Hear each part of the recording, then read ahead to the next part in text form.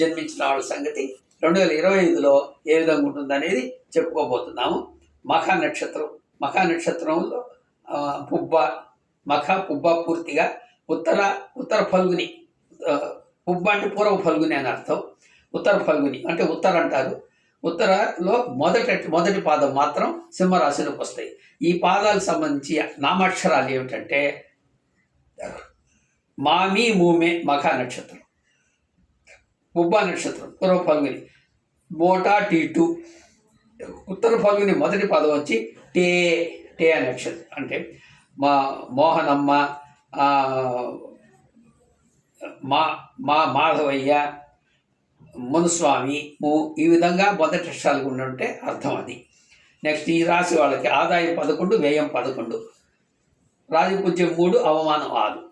దాన్ని బట్టి కొద్దిగా అట్లా ఊహించుకోవచ్చు ఈ సంవత్సరం ఎట్లుంటుంది అనేది అట్లా గెస్ చేసుకోవచ్చు. ఈ సంవత్సరం అంతా మిశ్రమ ఫలదాయకంగా ఉంటుంది. మిశ్రమ ఫలితాలే, శుభం అశుభం, కష్టం నష్టం, లాభం నష్టం, ఇవన్నీ సరి సమానంగా ఉంటూ ఉంటాయి ఈ సింహరాశి వాళ్ళకి ఈ సంవత్సరం అంతా. ధైర్యంతో ముందడుగు వేయగలగాలి అంతే.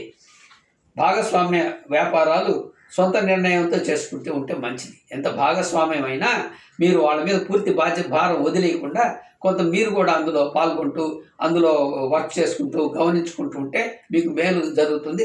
లేదంటే ఆ భాగస్వామ్య వ్యవహారాల్లో కొంత నష్టాన్ని కూడా ఎదుర్కోవాల్సి వస్తుంది.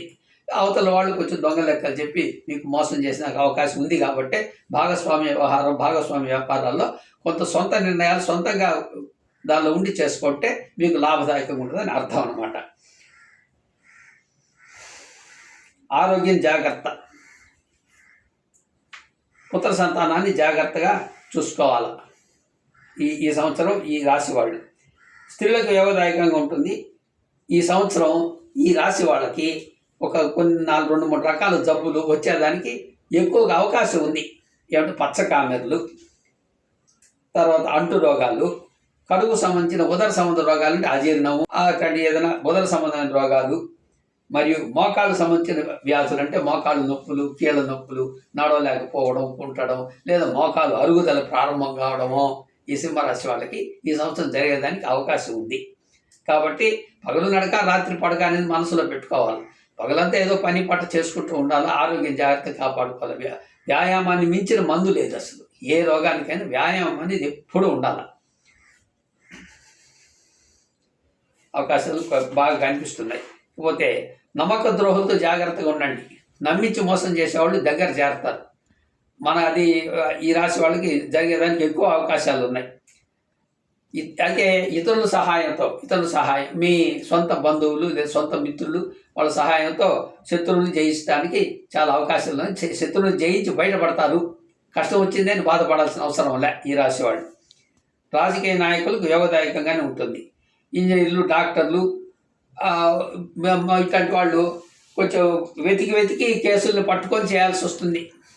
అన్వేషణ కొంచెం వెతికి పట్టుకొని పాకులాడాల్సి వస్తుంది డబ్బు కోసం. అంటే జరుగుతుంది, బాగానే జరుగుతుంది, కొంచెం కష్టపడాలి. ఈ సంవత్సరం వృత్తి వ్యాపారస్తులకి అందరికీ కూడా మిగతా వాళ్ళకి అందరికీ యోగదాయకంగా ఉంటుంది. ధన లాభం కూడా బాగానే ఉంది. కొంత మార్పు ఇప్పుడు కూడా ఏప్రిల్లో మార్పు జరుగుతుంది ప్రతి ఒక్కరికి కూడా. ఆ ఏప్రిల్, మే, మార్చి ఈ నెలల్లో ముఖ్యమైన గ్రహాల మార్పు అనేది ఉంది. కాబట్టి జీవితంలో జరిగే సంఘటనలు కూడా మార్పు అనేది ఏ రాశి వాళ్ళకి జరుగుతుంది. సింహరాశి వాళ్ళకి కూడా కొంచెం మంచి బ్యాడ్ పీరియడ్ పోయి మంచి పీరియడ్ వస్తూ ఉంది అని అనిపిస్తుంది మనసులో.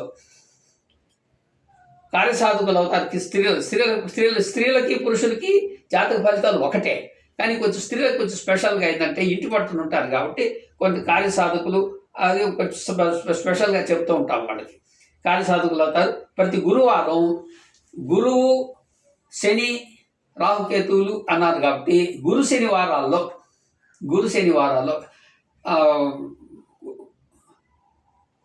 శనివత్ రాహు కుజవత్ కేతు అన్నారు. రాహుకి శనికి దగ్గర, కేతువుకి కుజుడికి దగ్గర.